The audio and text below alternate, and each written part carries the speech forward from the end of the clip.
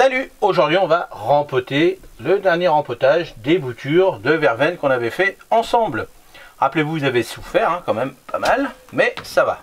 Je vais peut-être une dizaine de perdus, mais ça va, c'est bien, vous voyez, c'est bien. Il y a plein de racines, il y a tout ce qu'il faut. Là, hop.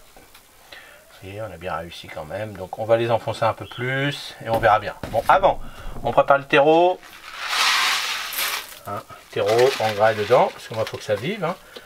C'est un 12-14 mois, donc ça veut dire qu'il faut qu'il donne de la nourriture jusqu'à l'année prochaine, parce que ces boutures là vont être vendues l'année prochaine. On va pas les vendre tout de suite. Donc voilà, donc très bon terreau, moi comme je prends, je vous l'ai toujours dit, Classman, bon voilà, mais il y a plein de bons terreaux pour vous, Orbrun, tout ça c'est bien. Si vous voulez faire de la culture en pot, il va falloir mettre un osmocote. Si c'est en pleine terre, une bonne terre de jardin, un peu de fumier, un peu d'engrais urinier, tout ça, il n'y a pas de souci.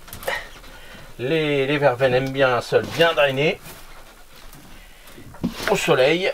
Et si vous êtes dans une région où vous n'êtes pas sûr d'avoir une bonne température l'hiver, c'est-à-dire jusqu'à -8, ça tient, et ben vous la cultivez en pot. Et là en pot, il faudra des engrais un peu plus puissants, parce que c'est vous qui allez la nourrir. Quand elle est en pleine terre, elle se débrouille, mais en pot, tout ce que vous plantez en pot, semé planté, il va falloir des engrais spécifiques pour avoir une bonne récolte. Voilà, on a mélangé, on a préparé tout ça. Alors, je vais vous montrer sur un petit nombre de godets. Voilà. Ici, là. Alors comme d'habitude, je vous montre sur 10. Là.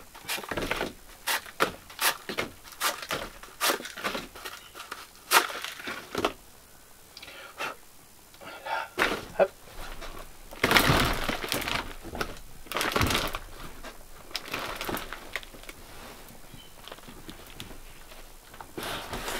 Un tout petit tassement, c'est suffisant. Après, on va tasser quand on va mettre les boutures.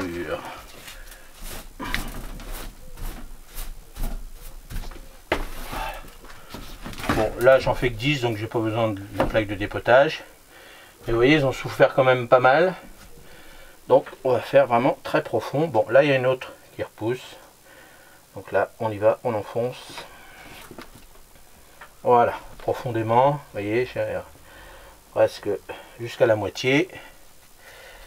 Hop, là pareil, faire un trou jusqu'en bas.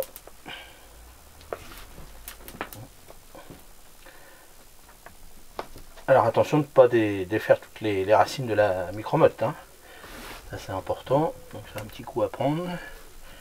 Là, tac. Bon là je vois qu'il y en a là. Là ça va le faire.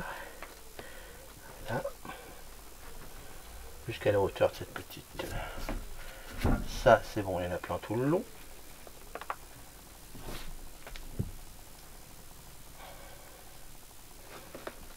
Là. Alors, je répète, la verveine, verveine citron, celle-ci, c'est une verveine qui est un peu gélif chez nous dans le nord de la France. Dans le sud, eux, ils peuvent la planter comme un arbuste. Dans le sud, ça dépasse les 1 mètre. Chez nous, bon, rarement 1 mètre quand même, mais ça pousse bien. Au soleil, contre un mur, tout ça, ça c'est très bien. En pot, c'est très joli aussi. Et puis la verveine, tout ce qui est à base de citron, vous vous amusez avec. Vous voulez du citron, vous prenez des feuilles de verveine.